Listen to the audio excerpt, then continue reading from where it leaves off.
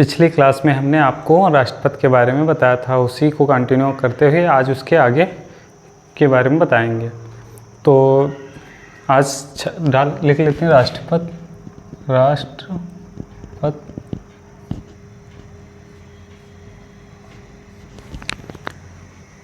55 तक अनुच्छेद हमने कवर किया था। आज आपको पढ़ाएंगे 56 अनुच्छेद 56, जिसमें राष्ट्रपति की पदावधि के बारे में।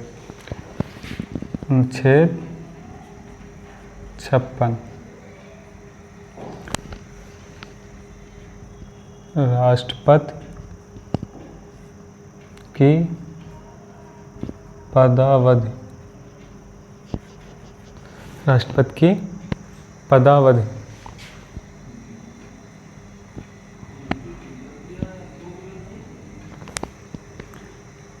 तो जो राष्ट्रपति की पदावधि है उसमें बताया गया है कि राष्ट्रपति अपने पद ग्रहण की तारीख से 5 वर्षों की अवधि तक पद धारण करेगा। जिस दिन से वो राष्ट्रपति पद की शपथ लेता है या ग्रहण करता है, उससे 5 वर्षों की अवधि तक वो रहेगा। फिर उसी में बताया गया है राष्ट्रपति उपराष्ट्रपति को संबोधित अपने हस्ताक्षर सहित लेख द्वारा अपना पद त्याग सकेगा। राष्ट्रपति उपराष्ट्रपति को अपना त्यागपत्र देगा हस्ताक्षर सहित। फिर संविधान का अतिक्रमण करने पर राष्ट्रपति को अनुच्छेद 61 में उल्लिखित रीत से चलाए गए महाभियोग द्वारा पद से हटाया जा सकता है। तो राष्ट्रपति को हटाया कैसे जाएगा? महाअभियोग प्रक्रिया के द्वारा। इसका उल्लेख किसमें किया गया? अनुच्छेद 61। जब अनुच्छेद 61 पढ़ाएंगे तो उसमें महाभियोग की प्रक्रिया को डिटेल में बताएंगे। राष्ट्रपति अपने पद की अवधि समाप्त हो जाने पर भी तब तक वो बना रहेगा जब तक कोई उसका उत्तराधिकारी या नया व्यक्ति जो है राष्ट्रपति पद को ग्रहण नहीं कर लेता है। तो लिख लेते हैं इनको। संविधान राष्ट्रपति की पदावधि। तो राष्ट्रपति अपने पद ग्रहण की तारीख से, सीधे लिख सकते हैं, राष्ट्रपति अपने पद ग्रहण की तारीख से 5 वर्ष। राष्ट्रपति अपने पद ग्रहण की तारीख से 5 वर्षों की अवधि तक 5 वर्षों की अवधि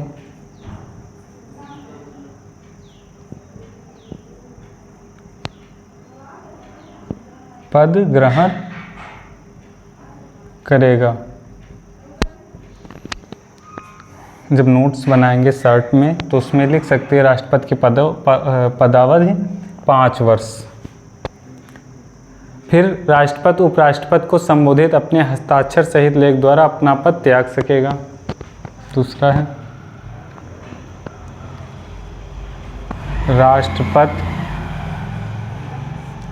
राष्ट्रपति उपराष्ट्रपति को संबोधित राष्ट्रपति उपराष्ट्रपति को संबोधित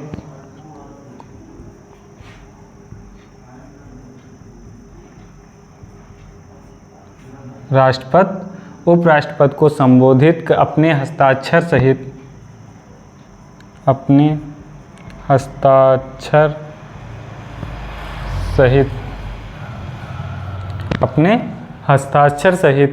लेख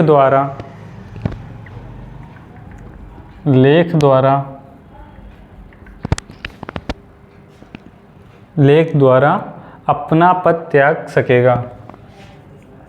अपना पद त्याग सकेगा। तो पहली बात, राष्ट्रपति अपने पद ग्रहण की तारीख से 5 वर्षों तक वो बना रहेगा अपने पद पर। राष्ट्रपति उपराष्ट्रपति को संबोधित करके अपना जो है हस्ताक्षर सहित लेख द्वारा वो अपना पद छोड़ सकेगा। और संविधान का अतिक्रमण करने पर उस पर संविधान का अतिक्रमण करने पर संविधान का अतिक्रमण करने पर राष्ट्रपति को राष्ट्रपति पर अनुच्छेद 61 के तहत महाभियोग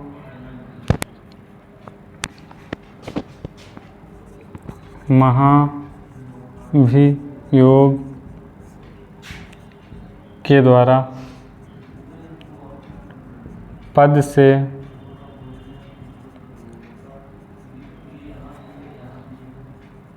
हटाया जाएगा। तो संविधान का अतिक्रमण करने पर राष्ट्रपति को अनुच्छेद 61 में जो नियम कानून बताए गए हैं उसके द्वारा महाभियोग के द्वारा पद से हटाया जाएगा। फिर राष्ट्रपति अपने पद की अवधि समाप्त हो जाने पर भी तब तक पद धारण करता रहेगा जब तक उसका उत्तराधिकारी ना आ जाए। चौथा है, राष्ट्रपति अपने पद पर तब तक बना रहेगा जब तक उसका उत्तराधिकारी पद ग्रहण ना कर ले। तो जब तक उसका उत्तराधिकारी पद को ग्रहण नहीं कर लेता है तब तक वो अपने पद पर, राष्ट्रपति तब तक अपने पद पर बना रहेगा।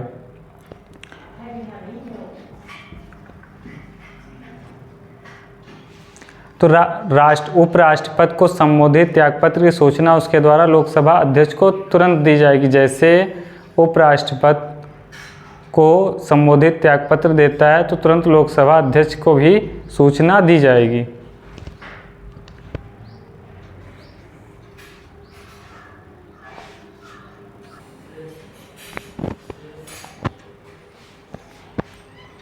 अब उसके बाद आता है राष्ट्रपति का पुनर्निर्वाचन, अनुच्छेद 57।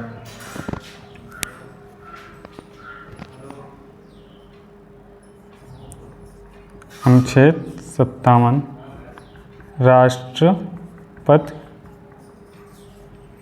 का पुनर्निर्वाचन।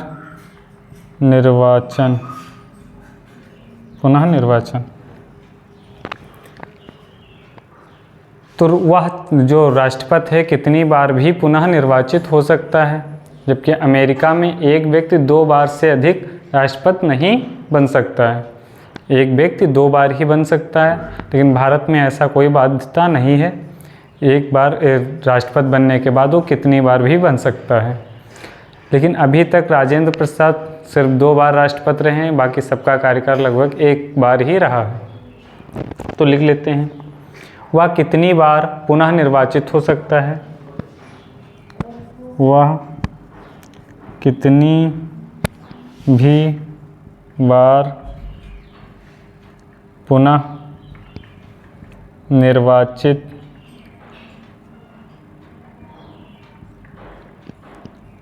हो सकता है।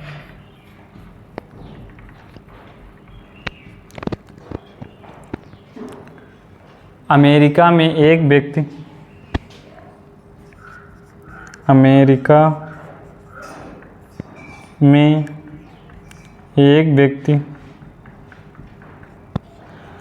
में एक व्यक्ति 2 बार से अधिक राष्ट्रपति नहीं बन सकता है। एक व्यक्ति 2 बार से अधिक राष्ट्रपति नहीं बन सकता है। 2 बार से अधिक राष्ट्रपति नहीं बन सकता है। फिर उसके बाद आता है अनुच्छेद 58 राष्ट्रपति पद के लिए योग्यताएं। अनुच्छेद 58 राष्ट्रपति पद के लिए योग्यताएं। तो राष्ट्रपति पद के लिए कौन कौन सी योग्यताएं होंगी? पहली बात तो भारत का नागरिक हो, 35 वर्ष की आयु पूर्ण कर चुका हो और वह लोकसभा का सदस्य निर्वाचित होने के योग्य भी हो। तो यानी जो लोकसभा के निर्वाचित होने की योग्यता है वो भी उसमें होनी चाहिए। फिर चौथा है लाभ के पद पर वो ना हो। अब लाभ के पद पर कौन कौन से इसमें नहीं आते लाभ के पद? वर्तमान राष्ट्रपति है उसको लाभ का पद नहीं गिना जाएगा। उपराष्ट्रपति, राज्यपाल या संघ व राज्य, चाहे संघ का हो और चाहे राज्य का हो, मंत्री है तो ये लाभ के पद नहीं माने जाएंगे। लिख लेते हैं। पहला, वह भारत का नागरिक हो, वह भारत का नागरिक हो, 35 वर्ष की आयु पूर्ण कर चुका हो, 35 वर्ष की आयु पूर्ण कर चुका हो, वह लोकसभा का सदस्य निर्वाचित होने के योग्य हो, वह लोकसभा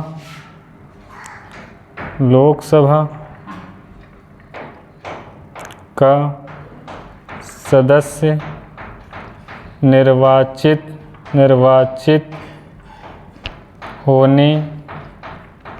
के योग्य हो,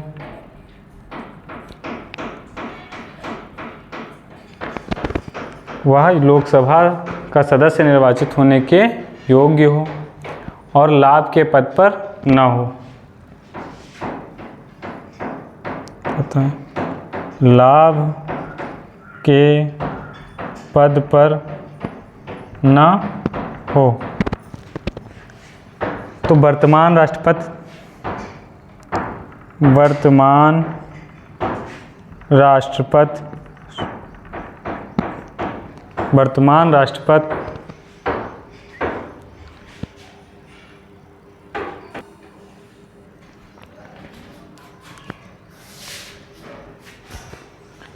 तो लाभ के पद पर न हो वर्तमान राष्ट्रपति और उपराष्ट्रपति, इसको इधर लिख लेते हैं।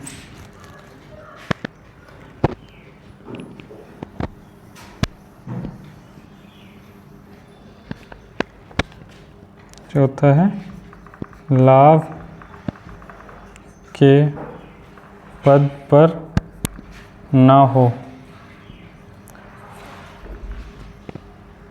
तो वर्तमान राष्ट्रपति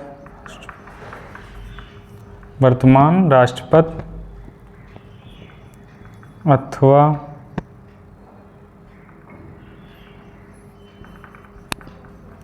उपराष्ट्रपति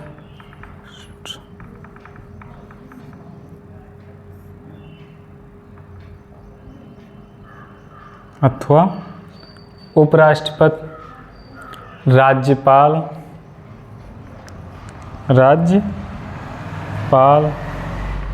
संघ या राज्य का मंत्री, संघ या राज्य का मंत्री, इनको लाभ का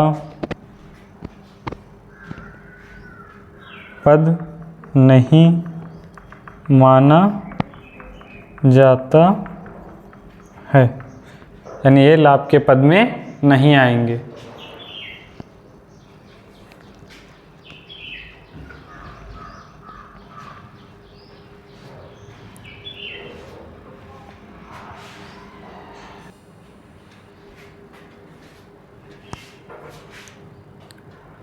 अब उसमें और राष्ट्रपति का जो चुनाव के लिए नामांकन भरा जाता है उसमें 50 प्रस्तावक व 50 अनुमोदक होने चाहिए।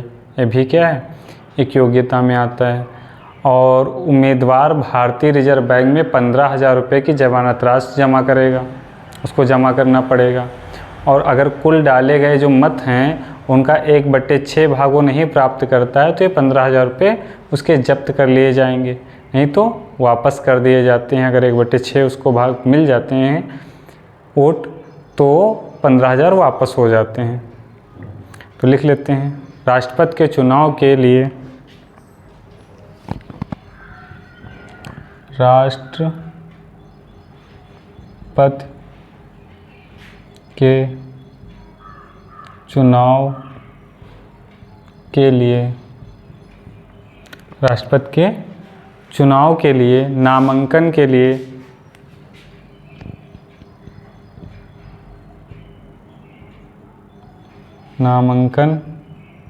के लिए 50 प्रस्तावक हुआ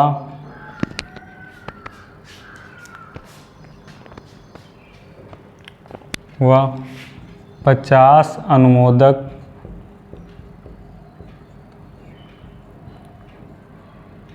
होने चाहिए ना। जब यहाँ स्थानीय भाषा में जब पर्चा दाखिल होता है तो लोग जाते हैं तो उन्हीं के साथ कितने होने चाहिए, 50 प्रस्तावक और 50 अनुमोदक होने चाहिए। उसके साथ साथ उम्मीदवार भारतीय रिजर्व बैंक में जो राष्ट्रपति पद के लिए खड़ा है, तो उम्मीदवार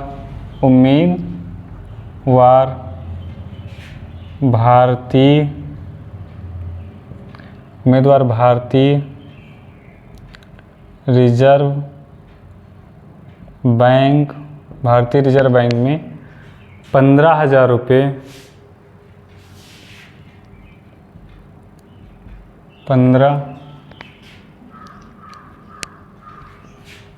15,000 रुपये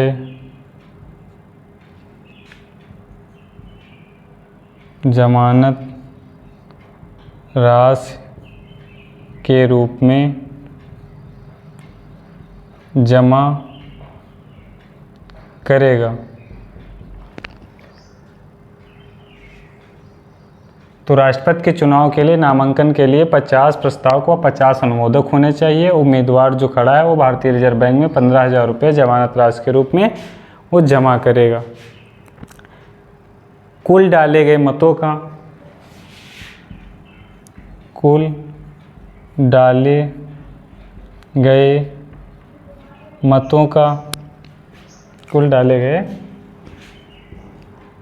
मतों का 1/6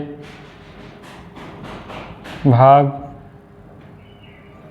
नहीं प्राप्त करने पर जमानत राशि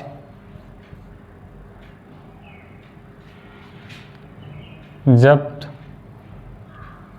हो जाती है। तो अगर 1/6 भाग नहीं मिलता है उसको तो जमानत राशि क्या होती है, जब्त कर ली जाती है, जब्त तो हो जाती है। अगला पॉइंट है, राष्ट्रपति एवं उपराष्ट्रपति चुनाव अधिनियम 1952 को 1997 में संशोधित किया गया था। राष्ट्रपति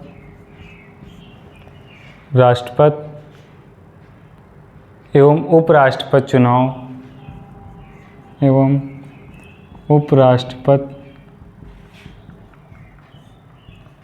चुनाव अधिनियम जो राष्ट्रपति और उपराष्ट्रपति चुनाव अधिनियम है 1952, उसको कब संशोधित किया गया, 1997 में संशोधित किया गया था। अधिनियम 1952 को 1997 में संशोधित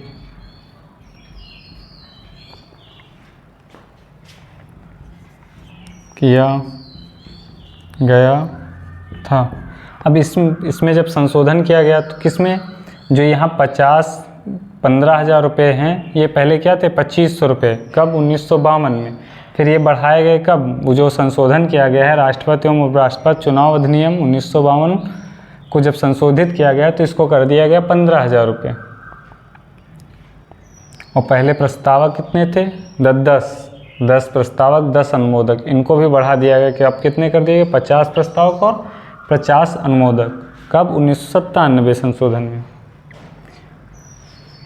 फिर अब उसके बाद है अनुच्छेद 59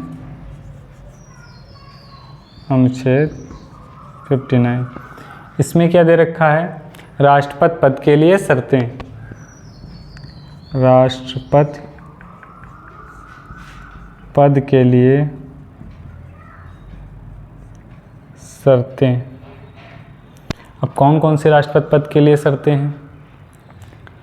तो वह संसद के किसी भी सदन अथवा राज्य विधायिका का सदस्य नहीं होगा, चाहे राज्य विधायिका का कोई सदन हो और चाहे संसद का कोई सदन हो, लोकसभा हो या राज्यसभा, उसका वो सदस्य नहीं होगा।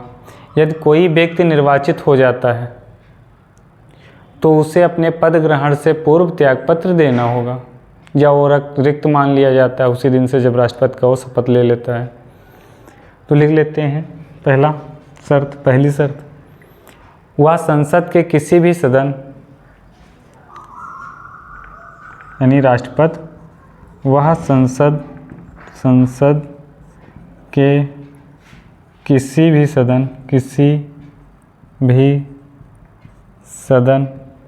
वह संसद के किसी भी सदन अथवा राज्य विधायिका का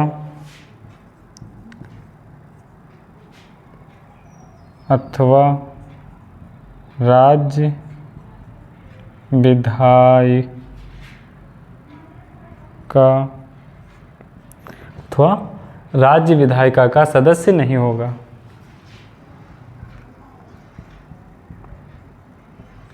सदस्य नहीं होगा। यदि कोई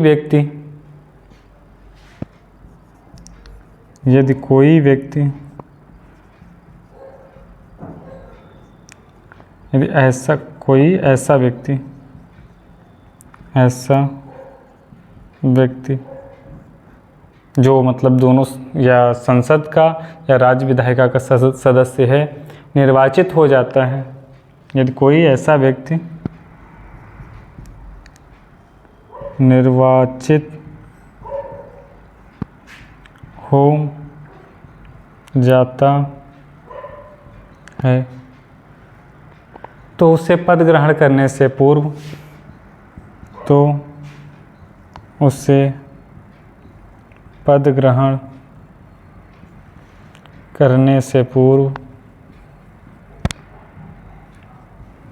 त्याग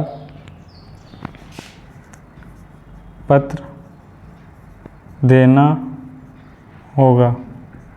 उसको क्या करना होगा? अपना त्याग पत्र देना होगा, या रिक्त हो, जब शपथ ले लेता तो वो स्थान रिक्त मान लिया जाता है। अगर राष्ट्रपति के रूप में वो व्यक्ति ने शपथ ले ली है तो संसद सदस्य है भी तो वो खाली माना जाएगा। दूसरा है, वह कोई अन्य लाभ का पद धारण नहीं करेगा। यह भी शर्त में आता है।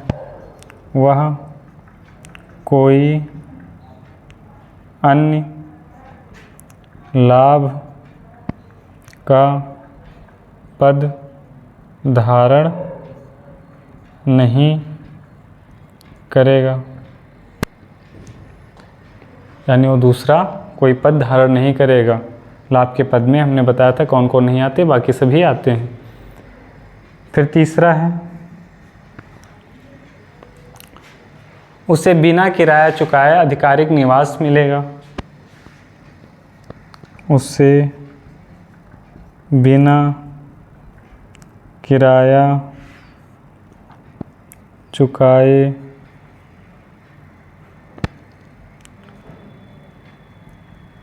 आधिकारिक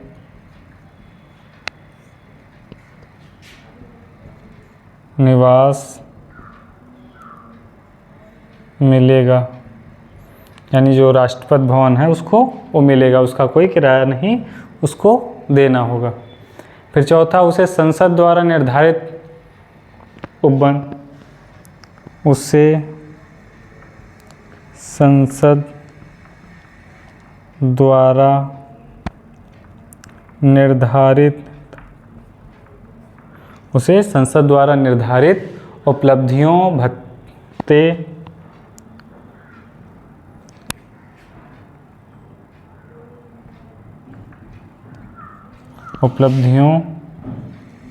भत्ते व विशेषाधिकार प्राप्त होंगे।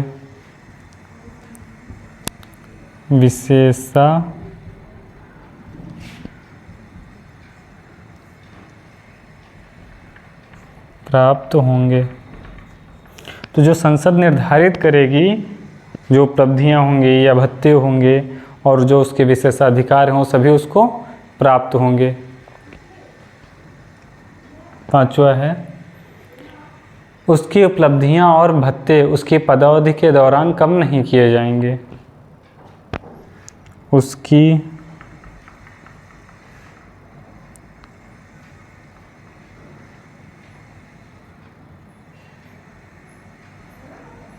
उपलब्धियां व भत्ते वेतन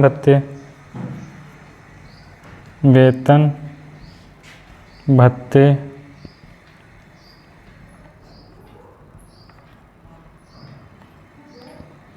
पदावधि के दौरान कम नहीं किए जाएंगे।